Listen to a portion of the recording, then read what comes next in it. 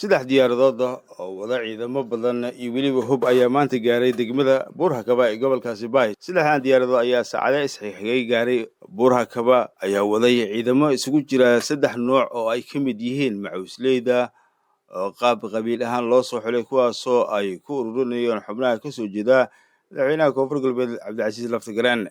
sidoo kale waxaa qayb ka ah ciidamada lagu magacaabo badbaadada Koonfur Galbeed iyo weliba ciidamo kale oo ka tirsan militariga Soomaaliya. sida ay xaqiijiyeen la wareediyo amni ciidamadani ayaa laga kala soo qaaday magaalooyinka Muqdisho, Xudur, degmooyinka Waajid kuwaasoo haataba la isugu geynayo degmada Buur-Hakaba ee gobolka Bay. magaalada Buur-Hakaba ayaa hadda waxaa ka soconaya abaabul xoogan isku dubarid ciidan oo lagu diyaarinayo in maalmo kadib ay qabsadaan magaalada Baydhabo oo xarunta ku meel gaarka ee maamulka Koonfur Galbeed oo imika ku sugan yahay Cabdicasiis Laftagaraan. dowladda federaalka Soomaaliya weliba xubnaha la safana ee ka soo jeeda Koonfur Galbeed oo doonaya inay awoodda ciidan uga hortagaan qorshaha doorashada ee ka socota Baydhabo uu abaabulayo madaxweyne Laftagaraan, taas oo dardar ku socota. dowladda federaalka Soomaaliya ayaa sheegtay in uusan sharciyada u haysan Laftagaraan iyadoo uu haatanba si toos ah ula macaamilayo maamulada degmooyinka Koonfur Galbeed isla markaana inta badan gacanta ay ku dhigeen maamulka magaalooyinka waaweyn ee maamulkaasi.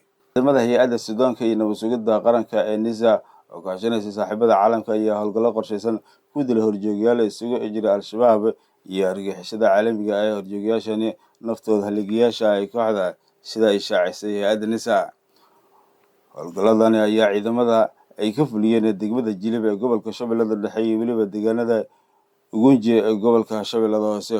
howlgalka koowaad ayaa 19 bishan inta u dhaxaysa Kunyi Barow iyo degmada Jilib ka dhacay, kaasoo lagu qaarijiyay horjooga Cabdiraxmaan Cabdilaahi Macalin oo ah horjooga xiriir la leh Al-Shabaab iyo argagixisada caalamiga ah. kan ayaa mas'uul ka ahaa soo gelitaanka hubka iyo maandooriyaha qaraxyada, isagoo lafdhabar u ahaa dhagarta iyo weerarada kooxda. sidoo kale howlgalka labaad ayaa 15 bishan ka dhacay deegaanka Ugunji ayaa waxaa lagu dilay horjooga Sulaymaan Cumar Fido oo magacyadiisa afgarashada kala yihiin Faaruq Maxamuud Cabdullaahi iyo weliba Cali Saciid. ninkani ayaa ahaa horjoogihii naftood haligiyaasha ee kooxda Al-Shabaab ee horey u soo noqday horjoogayaasha dhinaca sirdoonka, waxaana hadda loo diyaarinayaa in uu bedelo madaxa qaraxyada iyo weliba marin habaabinta kooxda ee lagu magacaabi jiray Injineer Ismaaciil oo bishii December lagu dilay howlgal qorsheysan ay fulinaysa hay'adda NISA. howlgalladan qorsheysan ayaa lagu beegsanaya horjoogayaasha sare Al-Shabaab ayaa qayb ka ah dadaalada joogtada ah ee lagu wiiqayo awoodda Al-Shabaab laguna burburinayo shabakadda argagixisada sida ay sheegtay hay'adda NISA. dowladda federaalka Soomaaliya ayaa inta badan magaalooyinka waaweyn ee Koonfur Galbeed la wareegtay. dowladda federaalka Soomaaliya ayaa dadaal xoogan ku bixinaysa sida ay u maamuli lahayd magaalooyinka waaweyn ee maamulka Koonfur Galbeed kuwaasoo ay ku sugan yihiin mucaaradka madaxweynaha imika Cabdicasiis Laftagaraan. magaalooyinkani oo ah kuwo istiraatiiji ah isla markaana ay ka mid yihiin caasimadda gobolka Shabeellada Hoose iyo weliba Bakool ayaa lagu warinayaa in ay ka talinayaan maamulada hoostiga dowladda dhexe ee Soomaaliya oo sii kordhinaya khilaafka siyaasadeed u dhexeeya villa Soomaaliya iyo weliba maamulka Koonfur Galbeed uu hogaamiyo Laftagaraan.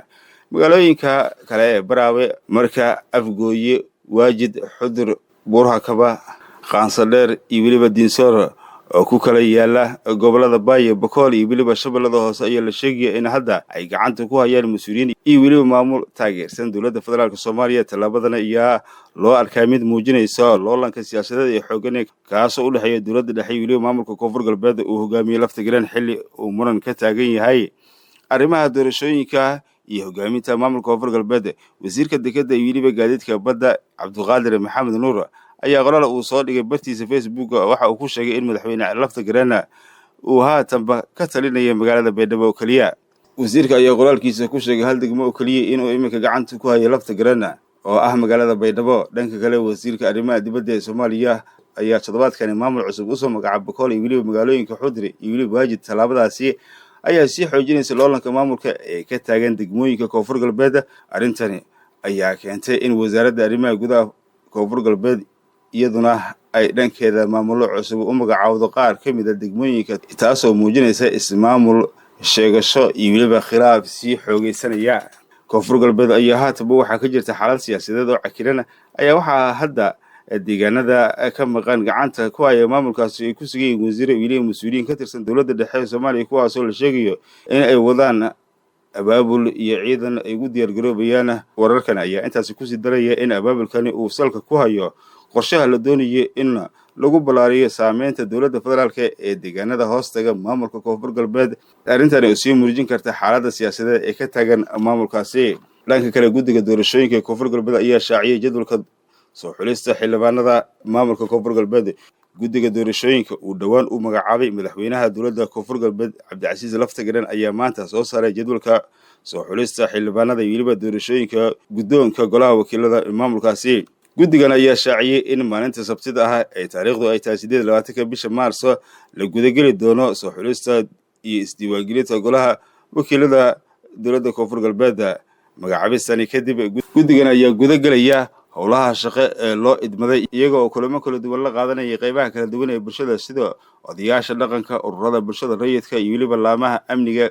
kulamadaasi ayaa looga hadli doonaa dardargelinta hanaanka howlaha doorashooyinka ee koonfur galbeed ayaa lagu yiri war qoraal ka soo baxay guddigani. sidoo kale sabtida waxaa la shaacin doonaa xubnaha golaha wakiilada maamulka iyadoona isla maalintaasi la gudageli doona dhaarinta iyo howlgelinta golaha wakiilada saddexaad ee dowladda koonfur galbeed ee Soomaaliya. maalinta axadda oo taariikhdu ay ku beegantahay 29 Maarso ayaa sidoo kale la qaban doonaa araajida musharaxnimada guddoonka golaha wakiilada iyadoona isla markaana ay dhici doonaan doorashooyinka guud ee golaha wakiilada ee koonfur galbeed. madaxweynaha koonfur galbeed ayaa 3 maalmood ka hor magacaabay guddigan oo ka kooban 9 xubnood ayaa guddoomiye looga dhigay Shucayb Nuur Xuseen. ujeedka dhismahan guddigan ayaa sidoo kale in ay ka shaqeeyaan doorashada madaxweynaha maamulka oo haatan muran ka taagan yahay iskuna hayaan maamulka Laftagareen iyo weliba mucaaradka koonfur galbeed oo garab ka helaya dowladda dhexe ee Soomaaliya. arrintan ayaa sii horinaysa xiisadda labada dhinac ay isku rogto gacan ka hadal waxaana hadda ay u muuqataa in Laftagareen uu baarayo in uu doorasho iskiisa uu qabsado. daawadayaal inta ayaan kusoo koobnay wararkeennii janalka gorfaynta. daawada subscribe, share, like, comment daawashada aad daawatana waa ku mahadsan tahay. kulankan xigay sidaas iyo nabadgelyo.